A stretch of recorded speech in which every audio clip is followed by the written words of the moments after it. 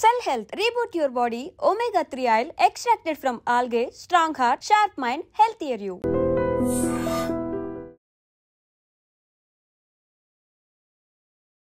Welcome to I dream. నా పేరు Lumbini. Fix your gut and the rest will follow అని అంటారు కదా. సో గట్ రిలేటెడ్ ఇష్యూస్ని అడ్రస్ చేయడానికి ఒక ప్రాపర్ ఎక్స్ప్లెనేషన్ ఇవ్వడానికి ఈరోజు మనతో పాటు gastroenterologist, hepatologist and therapeutic endoscopist doctor Harsha Teja గారు ఉన్నారు. Let's talk to him. Hello sir, how are you?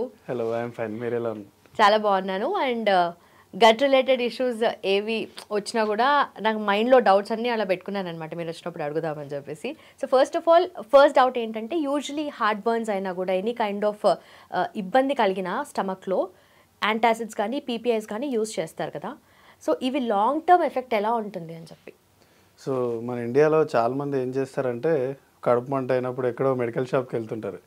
వెళ్ళి కడుపు మంట అవుతుందో ఒక ట్యాబ్లెట్ ఇవ్వమంటే ఓవర్ ద కౌంటర్ ఆ ఫార్మసిస్ట్ ఒక ట్యాబ్లెట్ ఇస్తారు. సో జనాల కామన్ మన ట్రెండ్ ఎలా ఉంటుందంటే, ఆ నొప్పి వచ్చినప్పుడల్లా ట్యాబ్లెట్ కంటిన్యూస్గా ఇయర్స్ తరబడి వేసుకున్న వాళ్ళు ఉంటుంటారు. నాకు తెలిసిన పేషెంట్ రీసెంట్గా she took for 30 years 30 years daily అది వేసుకుంటేనే నాకు మంచిగా అనిపిస్తుంది అని చెప్పటము. So she took over the counter from 30 years and she's taking the medication. అంటే రకరకాల సిరప్ కానీ ట్యాబ్లెట్ కానీ ఏదో ఒక ఫామ్లో తీసుకుంటుంది. దానివల్ల వచ్చిన కాంప్లికేషన్స్ కోసం డాక్టర్ని కలుస్తుంది తప్ప ఇది వేసుకుంటున్నాను చెప్పడం షీ ఫర్గాట్. సో అలా పీపీఐ వల్ల చాలా కాంప్లికేషన్స్ రావచ్చు. సో మనం బేసిక్ థింగ్ ఏంటంటే, ఇప్పుడు తీసుకునే పీపీఐ అంటారు. సో దానివల్ల ఏమవుతుందంటే, గ్యాస్ట్రిక్ సెక్రిషన్స్ అనేవి మన బాడీకి కావాల్సిన దానికంటే ఇంకా తగ్గిపోతుంటాయి. సో ఆ తగ్గిపోవటం వల్ల బాడీలో అసలు యాసిడ్ అనేదే తగ్గిపోతుంది. సో యాసిడ్ మనకి చాలా రకాలుగా హెల్ప్ఫుల్. అంటే మన ఫుడ్ డైజెషన్ కోసం అయినా కానీ, ఫర్ ఎగ్జాంపుల్ ఇప్పుడు మనం అబ్జార్ప్షన్ అయ్యే అన్ని విటమిన్స్కి మెజారిటీకి యాసిడ్ అనేది చాలా అవసరం. ఇప్పుడు B12 అబ్జార్ప్షన్కి అయినా కానీ, మనకు కావాల్సిన ఐరన్ అబ్జార్ప్షన్ అయినా కానీ, వీటన్నిటికీ యాసిడ్ అనేది చాలా ఇంపార్టెంట్ అండి. సో ఈ యాసిడ్ తగ్గిపోవటం వల్ల ఇండైరెక్ట్గా ఈ విటమిన్ డెఫిషియన్సీస్ రావటము, దానివల్ల రక్త శాతం తగ్గిపోవటము, దానివల్ల ఆయాసము, కాళ్ళవాపులు, ఆ రక్తం తగ్గిపోవడం వల్ల వచ్చే లక్షణాలతో కూడా చాలామంది మన హాస్పిటల్కి వస్తుంటారు. ఆ రక్త శాతం తగ్గిపోవడంతో మళ్ళీ కాంప్లికేషన్ స్టార్ట్ అవుతుంటాయి. సో ఇట్లా యాసిడ్ తగ్గడం వల్ల ఏమవుతుందంటే, ఇండైరెక్ట్గా మనం తీసుకునే ప్రతి ఫుడ్లో బ్యాడ్ బ్యాక్టీరియా ఉండొచ్చు. సో మన యాసిడ్ ఏం చేస్తుందంటే, వాటిని it will kill the bad bacteria. So మనం ఇండైరెక్ట్గా మనం యాసిడ్ సప్రెస్ చేస్తున్నాం అంటే బ్యాడ్ బ్యాక్టీరియాని మన బాడీలోకి ఇంట్రడ్యూస్ చేస్తున్నట్టు. అది ఇంకా డెవలప్ అవుతుంది. సో ఓవర్ ద టైం వీళ్ళు ఇన్ని సంవత్సరాలు తీసుకుంటున్నారు కాబట్టి ట్యాబ్లెట్ వల్ల బ్యాడ్ బ్యాక్టీరియా అనేవి ఓవర్ ద టైం మన బాడీలో గ్రో అవుతూ వాటి వల్ల వచ్చే కాంప్లికేషన్స్ స్టార్ట్ అవుతుంటాయి. సో ఇలా బ్యాడ్ బ్యాక్టీరియా రావటం వల్ల ఏమవుతుంది అంటే, ఆ గట్ హార్మోని అనేది డిస్టర్బ్ అయిపోతుంది. మళ్ళీ ఆ లీకీ గట్, ఆ కాంప్లికేషన్స్ అన్నీ స్టార్ట్ అయిపోతుంటాయి. సో చాలామందికి ఈ పీపీఎస్ తీసుకున్న వాళ్ళకి ఏముంటుందంటే, ఒక 6 months 1 year తర్వాత వాళ్ళకి కడుపులో ఉబ్బరంగా ఉండటం, ఏం తిన్నా అరగకపోవటము, ఫ్రీక్వెంట్గా మోషన్స్ రావటము, మత్తుగా ఉండటము. సో ఇవన్నీ ఆ బ్యాక్టీరియల్ ఓవర్ గ్రోత్ అంటారు. అంటే బ్యాక్టీరియా ఎక్కువ కావటం వల్ల బికాజ్ ఆఫ్ యువర్ పీపీఐస్ వాళ్ళకి ఆ సిమ్టమ్స్ అనేవి ప్రజెంట్ అవుతుంటాయి. దాన్ని small intestinal bacterial over growth అంటారు.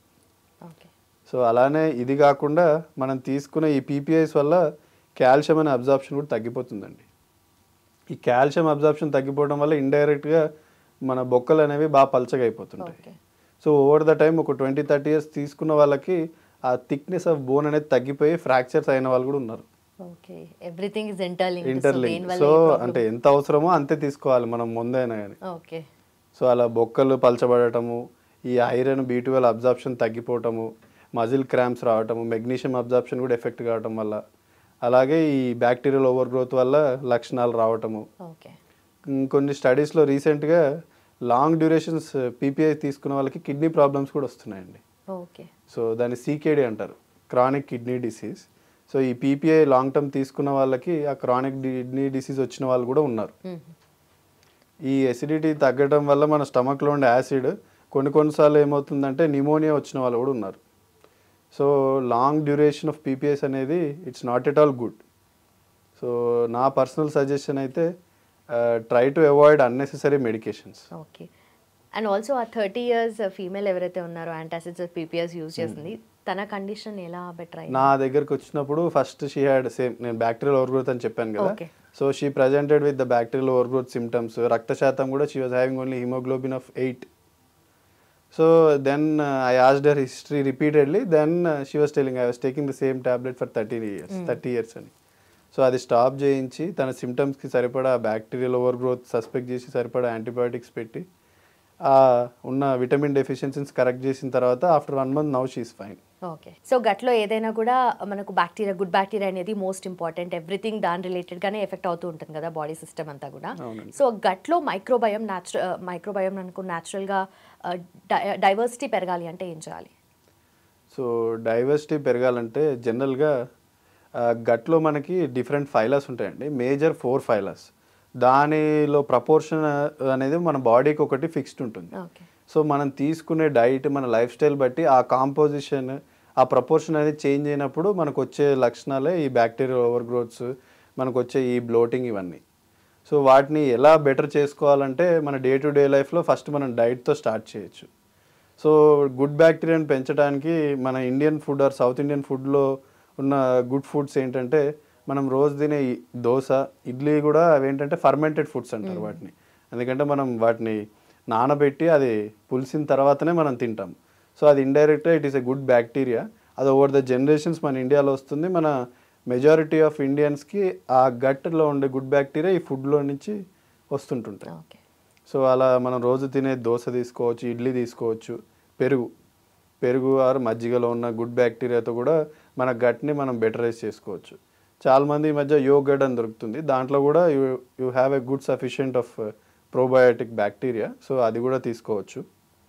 కావాలంటే పొద్దున పూట లేవంగానే మనం ఫైబర్ కంటైనింగ్ ఫుడ్స్ మన డైట్లో యాడ్ చేసుకోగలిగితే, fibre is indirect, it's a prebiotic అంటారు. అంటే ఆ ఫైబర్ అనేది ఆ బ్యాక్టీరియా గ్రో కావడానికి హెల్ప్ చేస్తుంది గట్లో.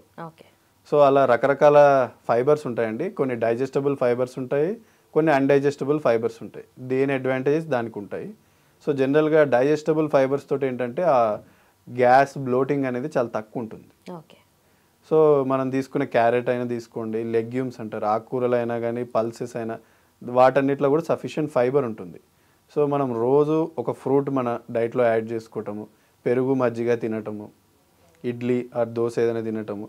చాలామంది ఇప్పుడు ట్రెండింగ్ అనుకుంటున్నారు ఏంటి, సర్దికూడు అంటారు. అంటే రాత్రి అన్నము పెరుగు తోడేసి దాంట్లో ఉల్లిపాయ వేసుకొని చాలామంది మార్నింగ్ తినటం అంటారు. So it has a scientific corner to it. ఏంటంటే మనం ఆ ఫుడ్ని ఫర్మెంట్ చేసినప్పుడు మనకు కావాల్సిన ప్రోబయాటిక్ వస్తుంది. మీరు తినే ఆనియన్ ఈజ్ ఏ ప్రీబయాటిక్, అంటే అది దాంట్లో ఉండే కంటెంట్ వల్ల బ్యాక్టీరియా గ్రోత్కి హెల్ప్ చేస్తుంది. సో ఇండైరెక్ట్గా it soothens your tummy and helps in better way to lead your life. Okay. And also ఈ మధ్య any kind of obviously processed ఫుడ్లో మనకు ఆర్టిఫిషియల్ స్వీట్నర్స్ కానీ ఆ ప్రిజర్వేటివ్స్ కానీ ఉంటాయి కదా. సో మన గట్ హెల్త్ని ఎలా ఎఫెక్ట్ చేస్తుంది అంటే, డెఫినెట్లీ బ్యాడ్ ఎఫెక్టే ఉంటుందని తెలుసు, బట్ ఎలా ఎఫెక్ట్ చేస్తుంది అండ్ అది లాంగ్ డ్యూరేషన్ వరకు అలానే ఉంటే ఎలా ఉంటుంది రిజల్ట్? సో అంటే ఇప్పుడున్న జనరేషన్లో ద ప్రాబ్లమ్ ఈజ్ దట్, అంటే మనం ఆ ప్యాకెట్ ఇచ్చే యాడ్నే చూస్తుంటారు అందరూ. సో నో యాడెడ్ షుగర్ అనే ఒక ట్యాగ్ చూసేసి, సో ఇది నేను తాగేస్తే తినేస్తే నాకు ఏం కాదు అనే ఒక పర్సెప్షన్లో ఉంటారు. కానీ the other side of it ఏంటంటే, కొన్ని స్టడీస్లో ఆర్టిఫిషియల్ స్వీట్నర్స్ వల్ల షుగర్ వచ్చిన వాళ్ళు కూడా ఉన్నారు. ఓకే. సో ఆర్టిఫిషియల్ స్వీట్నర్స్ అని ఒక 4-5 టైప్స్ ఉంటాయండి. సో అవి ఏం చేస్తాయంటే, they are not digestible in our body, but they sensitize your taste buds and increase your sensation of taste. దానికోసమని వీళ్ళు ఫార్మాసిటికల్స్ వాళ్ళ ఎనీ మ్యానుఫ్యాక్చరింగ్ వల్ల అది యాడ్ చేస్తుంటారు షుగర్ లేకుండా. కానీ దానివల్ల ఏమవుతుందంటే, మన బాడీలోకి వెళ్ళిన తర్వాత బికాజ్ ఇట్ ఈస్ అన్డైజెస్టబుల్, అరగదు కాబట్టి అక్కడున్న బ్యాక్టీరియాని అవి డ్యామేజ్ చేయడానికి హెల్ప్ చేస్తుంటాయి. అంటే ఇవి డైజెస్ట్ కావు కాబట్టి వాటిని డైజెస్ట్ చేసే బ్యాక్టీరియా మన బాడీలో గ్రో కావడానికి మన గట్ అడాప్టబుల్ కాబట్టి చేంజ్ అవుతుంది ఓవర్ ద టైం. సో ఆ బ్యాడ్ బ్యాక్టీరియా అనేది గ్రో అవుతుంటుంటాయి వాటి డైజెషన్ కోసం. ఎందుకంటే చాలా మందికి they have a habit of daily drinking A coke, లేకపోతే ఐస్ క్రీమ్స్ తినటము. డైట్ కోక్ కూడా ఎఫెక్ట్ అవుతుంది కదా? అవును. So any coke or any cool drink, మనం తీసుకునే ప్రతి కూల్ డ్రింక్లో ఈ ఆర్టిఫిషియల్ స్వీట్నర్ అనేది పక్కా ఉంటుంది. మీరు తినే ఐస్ క్రీమ్ అయినా కానీ, తీసుకునే కూల్ డ్రింక్ అయినా కానీ, అవుట్ సైడ్ మీకు దొరికే జామ్స్ కానీ, సాస్ కానీ, వేటిల్లో అయినా ఒక కొంచెం పర్సంటేజ్ ఆఫ్ ఆర్టిఫిషియల్ స్వీట్నెస్ అనేది వాళ్ళు యాడ్ చేస్తుంటారు. సో మనం నో యాడెడ్ షుగర్ అని ఒక్కటి చూసేసుకొని everybody has an a propensity to buy it. So అందరు అది కొనాలని చూస్తుంటారు, కానీ it has more side effects than making good. Okay. So అదేం చేస్తుందంటే ఓవర్ ద టైం మీరు తీసుకునే ఆర్టిఫిషియల్ స్వీట్నర్స్ మనం ఇంతకుముందు తీసుకున్న సింబయోసిస్ని డిస్టర్బ్ చేసేస్తుంది. సో ఆ ప్రపోర్షన్ ఆఫ్ గుడ్ బ్యాక్టీరియా అనేవి చేంజ్ అవుతుంటాయి. దానివల్ల ఇండైరెక్ట్గా మన పేగులో ఉన్న మ్యూకోజల్ లైనింగ్ అంటారు, దాన్ని డ్యామేజ్ చేస్తుంది. సో దాన్ని డ్యామేజ్ చేయడం వల్ల మళ్ళీ ఓవర్ ద టైం అది లీకీ గట్గా మారవచ్చు. సో అదొక ప్రాబ్లం అండి, లీకీ గట్ రావచ్చు. ఓవర్ ద టైం ఈ గ్లూకోజ్ ఇంటాలరెన్స్ అంటారు, అంటే షుగర్ ముందు వచ్చే స్టేజ్. సో ఈ ఆర్టిఫిషియల్ స్వీట్నర్స్ వల్ల గ్లూకోజ్ ఇంటాలరెన్స్ రావచ్చు. ఈ గుడ్ బ్యాక్టీరియా డిస్టర్బెన్స్ వల్ల బ్యాక్టీరియల్ ఓవర్ గ్రోత్ అయ్యి మళ్ళీ దాని లక్షణాలు రావచ్చు. సో మనకు చేసే గుడ్ కంటే ఆర్టిఫిషియల్ స్వీట్నర్ వల్ల బ్యాడే చాలా ఎక్కువ అండి. So try to avoid drinking or eating processed foods which are have an added artificial sweeteners. Okay. And also glucose intolerance గురించి చెప్తున్నారు కదా, యూజువలీ ఏదైనా ఎనీ కైండ్ ఆఫ్ ఫుడ్ కొంతమందికి పడదు, ఇంటాలరెంట్ ఉంటారు, కొంతమందికి ఫుడ్ అలర్జీ కూడా ఉంటుంది. అంటే దీని మధ్య డిఫరెన్స్ ఏముంటుంది? ఫుడ్ ఎలర్జీ అంటే వాళ్ళు తీసుకున్న వెంటనే ఒక అర్ధగంట కానీ గంట కానీ ఏమవుతుందంటే వాళ్ళకి వామిటింగ్స్ అవ్వటము, లేకపోతే మోషన్స్ అవ్వటము, ర్యాషెస్ లాగా రావటము, అలాగా. కొంతమందికి ఫిష్ ఎలర్జీ అంటారు. సో వాళ్ళకి ఫిష్ తినగానే వాపులు రావటము, గొంతు మొత్తం ఉబ్బిపోవటము, ఆయాసం రావటము, వంకాయ కూడా పడదు. సో అది ఫుడ్ ఎలర్జీ అంటారంట. అంటే వాళ్ళకి ఆ లక్షణాలు అనేవి వెంటనే వచ్చేస్తాయి. ఫుడ్ ఇంటాలరెన్స్ అంటే వాళ్ళకి దానివల్ల కాంప్లికేషన్స్ రాకపోవచ్చు, కానీ మనం ఇప్పుడు లాక్టోస్ ఇంటాలరెన్స్ అని మాట్లాడుకుంటాం కదా. సో చాలా మందికి మిల్క్ ప్రోడక్ట్స్ తీసుకున్నప్పుడు పొట్ట ఉబ్బరం కావటము, మోషన్స్ అవ్వటము, చాలా డిస్కంఫర్ట్గా ఫీల్ అవుతుంటారు. ఎందుకంటే అది వాళ్ళకి అరగదు కాబట్టి. ఆ లాక్టేజ్ అనే ఎంజైమ్ మన బాడీలో ఆ ద్రవాల్లో అది రాదు, దానివల్ల అది అరగకపోవడం వల్ల వాళ్ళకి లక్షణాలు రావచ్చు. So that is the difference between allergy and intolerance. Okay. So A food పడదు ఏంటనేది మనకు తెలుస్తుంది, బట్ కొన్ని టెస్ట్ కూడా ఉంటాయి అంటారు కదా దానికి? అవునండి. ఓకే. యా. అండ్ ఆల్సో కొంతమంది ఒకేషనల్గానే తాగుతున్నాం కదా అని చెప్పేసి కొంతమంది ఆల్కహాల్ తీసుకుంటూ ఉంటారు కదా. సో దాని లాంగ్ టర్మ్ ఎఫెక్ట్ ఎలా ఉంటుంది లివర్ మీద? So national institute of alcohol అనే ఒక సొసైటీ ఉందండి. దాంట్లో they divided the alcohol drinking into different habits. So ఇప్పుడు ఫీమేల్కి డైలీ 1 డ్రింక్ పర్ డే, మెన్కి అయితే 2 drinks per day is the limit. So ఒక్క డ్రింక్ కంటే ఎక్కువ తీసుకున్నారంటే for a female it's not good for health. ఒక డ్రింక్ అంటే ఎలా చెప్పాలంటే ఒక పెగ్ విస్కీ 45 ml తీసుకున్న, ఒక పింట్ బియర్ ఆర్ ఒక 300 ml వైన్. సో చాలామంది ఒక పర్సెప్షన్ ఉంటుంది, wine is good for health, it is good for heart అని చాలామంది అనుకుంటుంటారు. సో దాంట్లో ఉండే పాలిఫినాల్స్ అంటారు. సో దానివల్ల it has a mild cardiac benefit but major damage to your liver and overall body. Maybe it's like ఒక marketing strategy అది. So ఎప్పుడైనా కానీ any alcohol is not good for your body. So చాలా trials వచ్చాయి, studies కూడా వచ్చాయి. So alcohol వల్ల మన బాడీకి డ్యామేజ్ తప్ప no benefit you will have. So alcohol తోటి లివర్కి వచ్చే ప్రాబ్లమ్స్తో పాటు గట్కి కూడా చాలా ప్రాబ్లమ్స్ వస్తాయండి. ఇప్పుడు మనం ఇంతకుముందు డిస్కస్ చేసినట్టు ఆర్టిఫిషియల్ స్వీట్నర్స్ లానే ఆల్కహాల్ లాంగ్ డ్యూరేషన్ తీసుకున్నప్పుడు ఏమవుతుందంటే ఆ మ్యూకోజల్ లైనింగ్ని స్టమక్లో అల్సర్స్లా తయారు చేసే అవకాశము, ఆ గుడ్ బ్యాక్టీరియా ఉండే కాంపోజిషన్ని డిస్టర్బ్ చేయటము, ఆ బ్యాక్టీరియల్ ఓవర్ గ్రోత్ చేయటము. ఈ ఆల్కహాల్ ఇండైరెక్ట్గా మళ్ళీ లివర్లో కూడా ఫ్యాట్ జమగూరుస్తుంది. అది ఎలా అంటే ఈ గట్ని డ్యామేజ్ చేసి ఆ లీకీ గట్ క్రియేట్ చేస్తుంది. దానివల్ల బ్యాక్టీరియా అనేవి బ్లడ్ స్ట్రీమ్లోకి ఎంటర్ అయ్యి అన్ని ఆర్గన్స్ని ఎఫెక్ట్ చేస్తాయి. దాన్ని ఆల్కహాల్ ఇండ్యూస్డ్ టాక్సీమియా అంటారు. అంటే మనం తీసుకునే ఆల్కహాల్ వల్ల ఆ డ్యామేజ్ అయిన పేగు వల్ల ఆ పూత నుంచి ఈ బ్యాక్టీరియా అనేవి బాడీలోకి వెళ్ళి రకరకాల కాంప్లికేషన్స్ క్రియేట్ చేస్తాయండి. సో మేజర్గా ఆల్కహాల్ ఎఫెక్ట్ చేసేది 2 ఆర్గన్స్, మేజారిటీ 70% లివర్, ప్యాంక్రియాస్ని కూడా చాలామందికి ఎఫెక్ట్ చేస్తుందండి అది. సో లివర్లో ఏం చేస్తుందంటే ఈ ఆల్కహాల్ అనేది ఫ్యాట్ని జమ్మగూర్చడానికి తోడ్పడుతుంది బాగా. ఓవర్ ద టైం ఏమవుతుందంటే ఆ ఫ్యాట్ వల్ల అక్కడున్న లివర్ సెల్స్, కణాలు అంటారు హెపటోసైట్స్, వాటిని డ్యామేజ్ చేయటము, ఆ చుట్టుపక్కల ఉన్న టిష్యూని అంతా గట్టిపరచడం, దాన్ని ఫైబ్రోసిస్ అంటారు. సో ఈ ఫైబ్రోసిస్ అనేది ఓవర్ ద టైమ్ మొత్తం లివర్ అంతా ఎక్స్టెండ్ అయ్యి మొత్తం గట్టిపడిపోయి దాన్ని సిరోసిస్ అంటారంటే. సో అది ఇర్రివర్సిబుల్ స్టేట్. అంటే ఇంకా లివర్ ఫంక్షన్ అనేది మెజారిటీ 90% పనిచేయనప్పుడు దాన్ని సిరోసిస్ అంటారు. సో ఇండియాలో సగం ఆల్కహాల్ తీసుకునే వాళ్ళకి మనం చూసే major complication cirrhosis. Okay okay. So liver గట్టిపడటం వల్ల దాని వచ్చే కాంప్లికేషన్స్ అన్నీ చాలా ఉంటాయమ్మా. ఓకే. సో ఇప్పుడు ఆ సిరోసిస్ వల్ల బ్లడ్ వామిటింగ్స్ కావటము, పొట్టలో నీరు జమగూరటము, కాళ్ళవాపులు, రక్తస్రావం కావటము, ఇవన్నీ మల్టిపుల్ కాంప్లికేషన్స్ రావటం, కోమాలకి లాస్ట్ స్టేజ్లో వెళ్ళటము. Okay. So problem with the liver is kidney లాగా దీనికి డయాలసిస్ అంటే ఏం లేదు. సో వన్స్ డ్యామేజ్ అయిందంటే మళ్ళీ ట్రాన్స్ప్లాంటేషన్కి వెళ్ళాల్సిందే, అంటే లివర్ మార్పిడి చేయించుకోవాల్సిందే.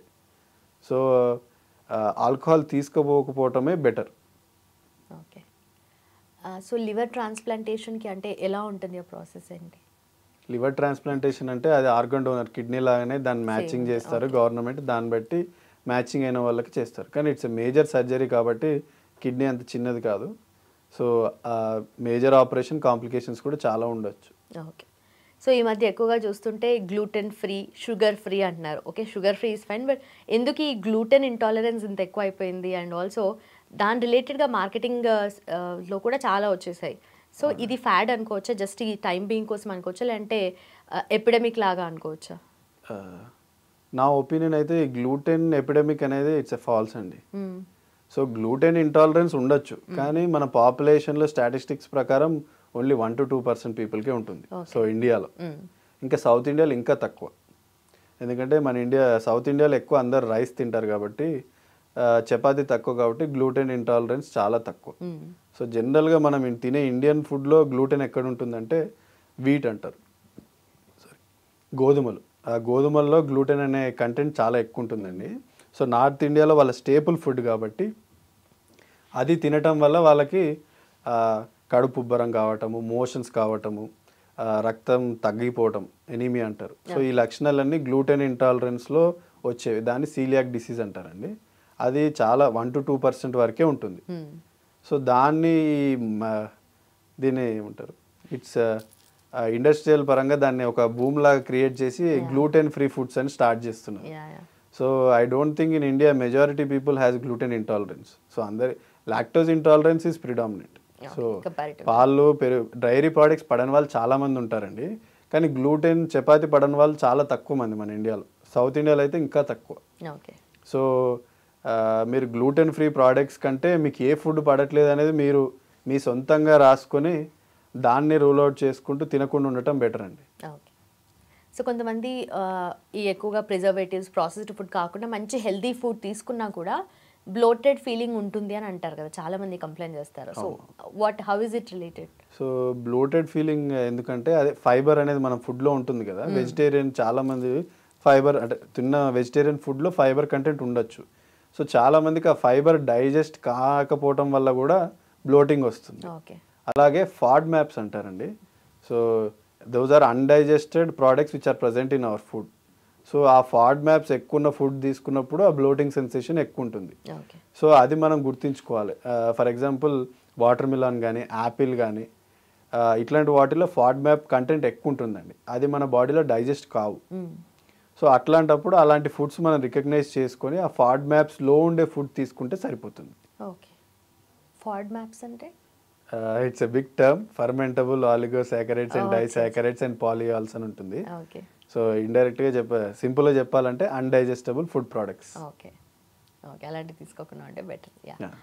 And also India is known for spices కదా. సో యూజువలీ మనం అన్ని ఫుడ్స్లో స్పైసెస్ యూజ్ చేస్తాము. అయితే ఈ స్పైసెస్ని టూ మచ్గా తీసుకోవడం వల్ల పర్మనెంట్గా మనకి ఏమైనా డ్యామేజ్ ఉంటుందా స్టమక్ లైనింగ్కి? అంటే ఓవర్ ద టైమ్ ఈ స్పైసెస్ తీసుకోవడం వల్ల it creates a chemical irritant type of thing for మన స్టమక్ అండి. సో అది అలా రోజు ఇరిటేట్ చేయడం బట్టి ఏమవుతుందంటే over the time gastric acid secretion అనేది పెరిగిపోతుంది. ఆ పెరిగిపోవడం వల్ల మళ్ళీ అల్సర్స్కి ఫామ్ అయ్యేయడానికి బాగా దోహదపడుతుంది. సో ఆ ఇండైరెక్ట్గా అల్సర్స్ ఫామ్ కావడం వల్ల మళ్ళీ మీకు కడుపు నొప్పి, ఆ కడుపు ఉబ్బరము, ఎసిడిటీ, ఇండైజెషన్ అనేవి స్టార్ట్ అవుతుంటుంది. సో అందుకని it's better to avoid more spicy food. Okay. And also కొంతమందికి ఓవర్ బర్పింగ్ ఉంటుంది కదా, అలా ఉన్నప్పుడు వాట్ డస్ ఇట్ అంటే దాని సైన్స్ ఏముంటాయని? చాలామందికి ఓవర్ బర్పింగ్ ఎక్కువగా ఇట్లా దేపులు వస్తూ ఉంటాయి కదా. సో దానివల్ల అంటే అదేమన్నా నెగిటివ్గా సూచిస్తుందా, లేదంటే పాజిటివేనా, లేదంటే ఎలా తీసుకోవచ్చు దాన్ని? అంటే బర్పింగ్ ఒకటి రెండు ఆఫ్టర్ మీల్ ఈజ్ ఫైన్ అండి. జనరల్గా రోజు ప్రతిసారి తిన్న ప్రతిసారి వస్తున్నాయి, రిపీటెడ్గా వస్తున్నాయి, పడుకున్నా కానీ వస్తున్నాయి అంటే ఇండైరెక్ట్గా వాళ్ళకి ఎసిడిటీ అనేది ఎక్కువ ఉండొచ్చండి. ఓకే. సో ఎసిడిటీతో పాటు బ్యాక్టీరియల్ ఓవర్ గ్రోత్, అంటే చిన్న ప్రేగులో బ్యాక్టీరియా ఓవర్ గ్రోత్ అయినా కానీ ఈ బర్బ్స్ బెల్చింగ్స్ అనేది ఎక్కువ అవే అవకాశాలు ఉంటాయి. ఎందుకంటే ఆ గ్యాస్ ప్రొడక్షన్ అనేది ఎక్కువ అవ్వటం వల్ల అది కిందికి వెళ్ళకపోవడం వల్ల ఆ తేన్పుల్లాగా ఎక్కువ వస్తుంటాయండి. ఓకే. సో దానివల్ల కూడా బర్బ్స్ అనేది it's not a good thing. Okay. And also food తీసుకున్న తర్వాత కైండ్ ఆఫ్ ఇట్లా ఎంప్టీనెస్, హాలోనెస్ క్రియేట్ అవుతుంది స్టమక్లో. అంటే ఇట్లా గ్యాప్స్ లాగా వచ్చినప్పుడు యాసిడ్ వచ్చింది ఆర్ గ్యాస్ పట్టింది అని అంటారు, లేదంటే యాసిడ్ రిఫ్లెక్స్ లాగా ఉంటుంది. అంటే ఒక్కొక్కటి ఒక్కొక్క టర్మ్ ఉంటుంది కదా, దాన్ని ఎట్లా డిఫరెన్షియేట్ చేసుకోవాలి మన కండిషన్ని బట్టి మనకి ఇది ఉంది అని చెప్పేసి? సో దీంట్లో మేజర్గా రెండు ఉంటాయి మేడం. సో మన స్టమక్కి అన్నవాయువు ఈసోఫేగస్ అంటారు. సో ఆ రెండింటి మధ్యలో ఒక స్పింక్టర్ ఉంటుంది. సో దాన్ని లోవర్ ఈసోఫేజియల్ స్పింక్టర్ అంటారు. సో యాసిడ్ ప్రొడక్షన్ ఎక్కువ ఉన్న వాళ్ళకి ఏమవుతుందంటే కొన్నిసార్లు కొంతమందికి ఓవర్ వెయిట్ ఉన్న వాళ్ళకైనా లేకపోతే ఆ స్పింక్టర్ లూజ్ ఉన్న వాళ్ళకి ఏమవుతుందంటే యాసిడ్ అనేది ఛాతీలోకి వచ్చేస్తుంది, అంటే ఈసోఫేగస్లోకి వచ్చేసి అక్కడ ఎరోజన్స్ ఆర్ అల్సర్స్ తయారు కావడానికి అది దోహదపడుతుంది. ఆ అల్సర్స్ కావడం వల్ల చాలామంది ఏం ఫీల్ అవుతారంటే తిన్న వెంటనే ఛాతీలో మంట వస్తుంది, పడుకుంటే చాలా మంట ఎక్కువ అవుతుంది. ఎందుకంటే ఆ స్పింక్టర్ లూజ్ అవ్వటం వల్ల అయినా లేకపోతే ఓవర్ వెయిట్ వల్ల ఆ స్పింక్టర్ మీద ప్రెషర్ ఎక్కువ పడి బ్యాక్ రిఫ్లెక్స్ తోటి ఆ ఎసిడిటీ వల్ల వచ్చే లక్షణాలే ఈ GERD అంటారండి, గ్యాస్ట్రోఇసోఫేజియల్ రిఫ్లెక్స్ డిసీజ్. మన లేమన్ టర్మ్స్లో ఛాతిలో రెట్రోస్టెనల్ బర్నింగ్ అయినా రిఫ్లెక్స్ అయినా, these are the common terms which we can identify the patients who are having GERD. Okay.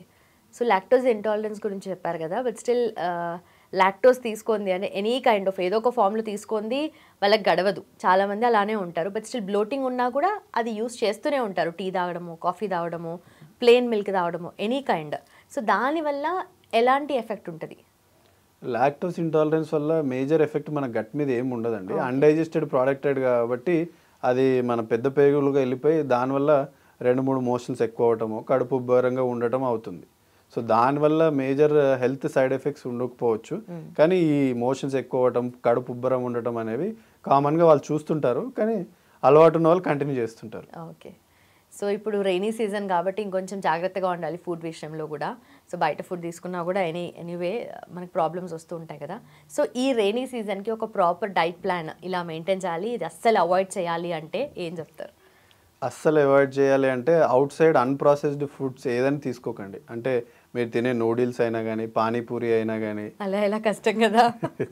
అంటే వాటిల్లో ఇప్పుడు చూసే ఎపిడమిక్లో ఏముంటుందంటే ఆ వాటర్లో హెపటైటిస్ వైరస్ ARE అనేది కంటామినేషన్ చాలా ఎక్కువ అండి. సో దానివల్ల వైరల్ హెపటైటిస్ అంటారు, అంటే లివర్కి ఆ వైరస్ వల్ల వచ్చే వాపుని వైరల్ హెపటైటిస్ అంటారు. సో ఇవన్నీ majority food contamination or water contamination వల్ల వస్తుంటాయి రైనీ సీజన్లో. సో వాటన్నిటిని తగ్గించడానికి వాటర్ కాగబెట్టుకొని తాగటము, బయట అవుట్ సైడ్ ఇట్లాంటి నాన్ ప్రాసెస్డ్ ఫుడ్ ఆర్ లేకపోతే ఉడికించని కూరగాయలైనా అయి ఉండొచ్చు, లేకపోతే ఫుడ్ ఏదైనా కానీ ఉడకంది తినకుండా ఉండటం బెటర్. ఓకే. సో యూజువలీ మీరు ఏది చెప్పినా కూడా ప్రోటీన్ రిలేటెడ్ చెప్పినా ఫైబర్ కంటెంట్ అనేది డెఫినెట్లీ తీసుకోవాలని చెప్తూ ఉంటారు. సో అది మీట్ అవ్వనప్పుడు ఫైబర్ సప్లిమెంట్స్ తీసుకోవచ్చా, తీసుకుంటే బెనిఫిషియల్ ఉంటుందా అని? అంటే ఫైబర్ సప్లిమెంట్స్ ఎంత న్యాచురల్ తీసుకుంటే అంత బెటర్ అండి. కానీ కొన్నిసార్లు చాలామంది అంటే ఈ న్యాచురల్ ఫైబర్ తీసుకున్నప్పుడు బ్లోటింగ్ అనుకున్న వాళ్ళు ఫైబర్ సప్లిమెంట్స్ తీసుకోవచ్చు. That too it's under supervision of any doctor is a better thing. Okay. So దానికి కూడా కొంత పర్సంటేజ్ జనరల్లీ మన డే టు డే కన్జంప్షన్లో at least 20 to 25 grams of fibre ఉండాలండి. సో మీరు అలా ఓవరాల్గా తీసుకోలేకపోతున్నారు అంటే fibre supplementation that too for a specific period మీరు తీసుకోవచ్చు, that too under supervision of a doctor. Okay. So any individual 25 to 30 grams per day. Okay. Thank you so much. Thank you. Thanks.